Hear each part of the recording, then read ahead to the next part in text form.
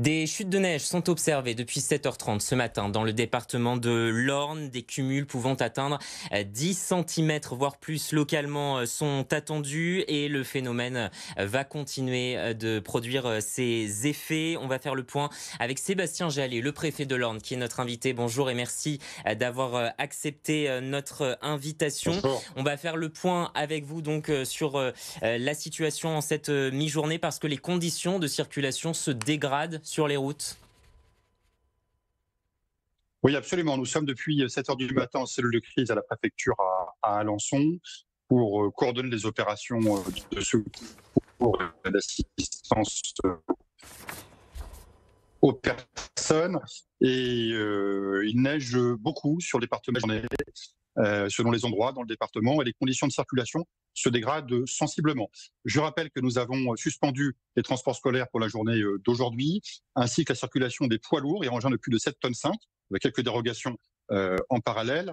Et la circulation est difficile sur l'ensemble du réseau. Il y a un effort de salage très important qui est entrepris par le conseil départemental de l'Orne, avec 30 saleuses qui sont en activité depuis tôt ce matin et pour toute la journée. C'est également le cas sur le réseau autoroutier et sur la route nationale 12. Pour autant, nous constatons à cette heure une quinzaine d'accidents de la route dans le département de l'Orne, sans gravité, fort heureusement. 12 personnes en urgence relative pour autant. Et donc j'appelle nos compatriotes à ne pas prendre la route aujourd'hui, dit demain matin, à reporter tous les déplacements qui ne seraient pas essentiels, et en cas d'obligation de devoir prendre son véhicule, d'observer la plus grande vigilance sur les conditions de circulation et d'être extrêmement prudent. On vient également d'apprendre, monsieur le préfet, en toute fin de matinée, que 1500 foyers étaient privés d'électricité dans le secteur de Bagnoles-de-l'Orne. Est-ce que vous en savez plus sur la situation ? Oui, nous avons des coupures du réseau électrique sur plusieurs endroits du département, concentrés sur Bagnoles-de-l'Orne, il est vrai, et qui touchent environ 1500 foyers à l'heure où nous parlons. Les techniciens de l'EDIS sont mobilisés pour rétablir le courant au plus vite sur les secteurs concernés, et nous avons un déploiement important par ailleurs des forces de sécurité, des services de secours, 72 sapeurs-pompiers, 66 gendarmes, des policiers également sont actuellement engagés en intervention ou en patrouille à travers tout le département de l'Orne. Je voudrais qu'on s'arrête sur la situation des poids lourds. Vous l'évoquiez il y a un instant, mais c'est l'un des points noirs de cette journée, puisque les poids lourds sont interdits de circuler, notamment entre Alençon et Mortagne sur la RN12. Quelle est la situation à la mi-journée ?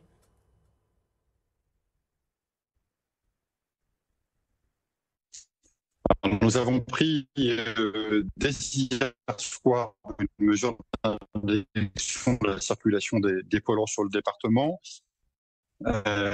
qui est globalement très bien respectée.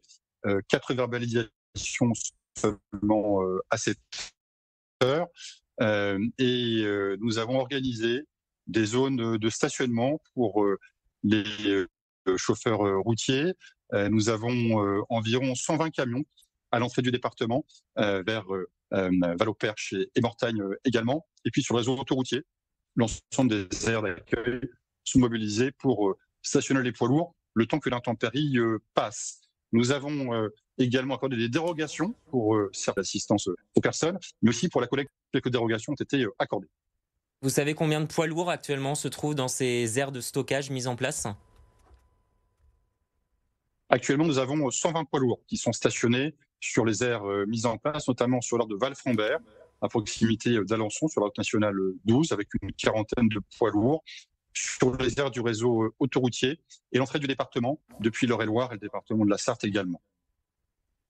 On va se projeter un petit peu aussi, monsieur le préfet, parce qu'évidemment, le phénomène va continuer. Il y a évidemment un risque de gel sur les routes dans les prochaines heures et surtout la nuit prochaine. Comment est-ce que vous vous organisez ? Est-ce que des opérations de salage sont d'ores et déjà en cours ? Oui, alors nous savons que nous serons en alerte de niveau orange par rapport au risque neige et verglas jusqu'à demain midi.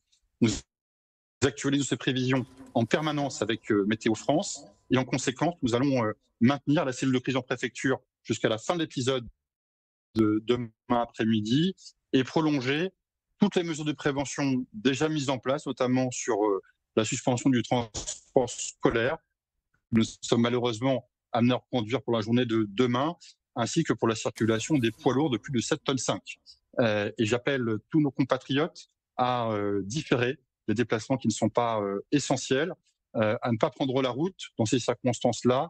La neige est présente en abondance, les températures vont être très basses. Il y aura du verglas euh, avec des couches épaisses demain matin et cette nuit sur les routes du département. Donc j'invite chacun à ne pas prendre la route dans ces circonstances-là, sauf obligation de silence. C'est quoi la plus grosse... tous les services mobilisés. Pardonnez-moi, c'est quoi la plus grosse crainte pour vous à la mi-journée? C'est que des automobilistes se retrouvent bloqués sur les routes? Adapter sa vitesse. Le risque, c'est de connaître des accidents de la circulation routière, d'abord, de se retrouver aussi bloqué sur les routes. Dans ces circonstances-là, il faut différer tout déplacement qui n'est pas essentiel. Et lorsqu'on doit prendre la route, il faut privilégier les axes principaux qui sont dessalés en priorité. Le réseau routier national, le réseau routier départemental principal, environ 1500 km de voiries qui sont dessalées en continu, avec les membres du conseil départemental en particulier. Ce sont 30 saleuses qui fonctionnent depuis tôt ce matin et pour toute la journée sur les routes du département de l'Orne. Il faut privilégier ces axes-là, adapter sa vitesse, ne pas doubler et être extrêmement prudent et vigilant. Alors on a des petits soucis de liaison avec vous, mais on comprend l'essentiel. Ce que vous nous dites effectivement, c'est que ça va être compliqué. Est-ce qu'il y a des points noirs sur le réseau secondaire à l'heure où l'on se parle?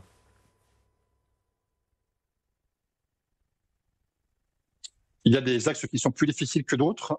On circule pour autant sur l'ensemble du réseau routier quand on a un véhicule léger. Les circulations les plus difficiles sont sur la route nationale 12 et sur tout le réseau secondaire qui se trouve autour de la forêt des Couvres, entre Alençon, Argentan et La Ferté-Massé. Vous nous disiez que 72 sapeurs-pompiers, 60 gendarmes sont actuellement mobilisés. Est-ce que ces chiffres sont amenés à évoluer dans les prochaines heures?